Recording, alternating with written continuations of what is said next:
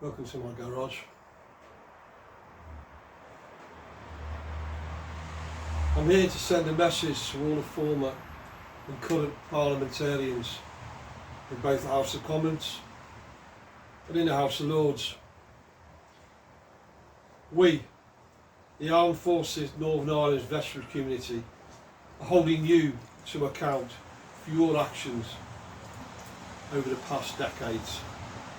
You who have sought to make us a scapegoat for all your failings. You who are now repealing legislation set onto the statute books by previous administrations. You gave us legal protection under the law against spurious, repetitive, and in some cases farcical prosecutions brought by or on behalf of convicted terrorists and others with malicious intent. Those self-same terrorists, etc., who set out with only one thing in mind: to maim, injure and kill servicemen and women, their families and the wider general population. Have you forgotten that? Not only in Northern Ireland, but in the rest of the UK and in Europe. These are the same people that you have granted immunity from prosecution, and now you want to come after us? We are the people you sent to do the job of the police force of Northern Ireland, a police force that lost control of the situation and then failed miserably.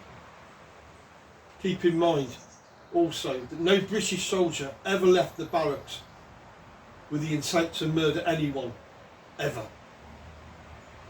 But you sent us, the army, to police the streets of Northern Ireland, to keep the peace and to deal with complex sectarian issues. We were expected to deal with all that and much more, and without proper training, without proper equipment. And most of us were under the age of 20, and some of us weren't even old enough to vote. But we went, we did our job at your behest, and along the way we lost a lot of friends and colleagues, people that we will never forget, even if you have. And we're sick of hearing the mealy-mouthed platitudes dribbling from the mouths of MPs, the fake praise and the supposed admiration for those who've served and those who continue to do so today. Military personnel rapidly develop a finely tuned sense that detects bullshit. We know when we're being lied to. We know too that the words that spew from any politician's mouth are only valid until the next soundbite or video clip. Because of all that and much, much more, we don't trust you. Kier Starmer spouted off about the Armed Forces Covenant when he was elected, to expand it, to even make some parts legally binding, but at the same time he set in motion policies that have had a hugely negative effect on the veteran community, and most especially on Northern Ireland veterans like me. Many Northern Ireland veterans suffer from complex mental health issues, and despite government claims, we're not receiving any help, and we desperately need it. This is simply an unacceptable situation. Nearly 40,000 of us served during what you have euphemistically come to refer to as the Troubles. During that time, 1,441 personnel were killed due to terrorist activities, and that's very close to the combined number of the current membership of both the House of Commons and the House of Lords today, which is actually 1,481. Let that figure sink in. In military terms, that loss is just about 1.5 battalion of troops, volunteers, all men and women who served before the colours, protecting freedom and democracy from those who wanted to deny it all. President Harry S. Truman had a sign on his desk that said, "The buck stops here." And it was for good reason. He accepted beyond all else that he was ultimately responsible for what was happening on his watch. Successive US governments have carried the concept forward, and if it's good enough for the US, then it's certainly good enough for the United Kingdom's Prime Ministers too. So if you're going to allow veterans to be pursued in the courts then you can hardly be surprised when we demand that the individuals, those in power, those who sent us to Northern Ireland over a 37-year period, are all subject to the same legal processes and are held just as accountable too. If the courts won't, then we will.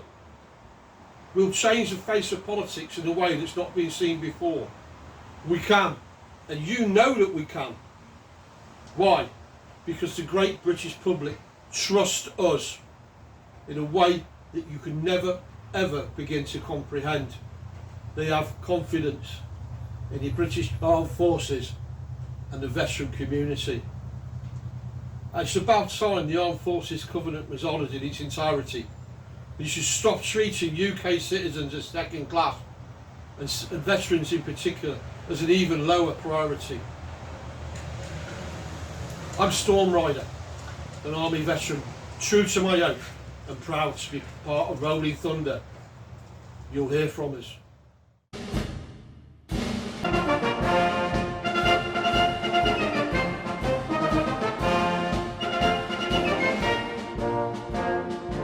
I was bound apprentice in famous Lincolnshire. I served my master truly for nearly 7 long years, till I took up to poaching, as you shall quickly hear. For it's my delight of a shiny night in the season of the year. Oh, it's my delight of a shiny night in the season of the year. As me and my companions were setting up a snare, the gamekeeper was watching us, for him we did not care. For we can wrestle and fight, my boys, jump over anywhere. For it's my delight of a shiny night in the season of the year. Oh, it's my delight of a shiny night in the season of the year.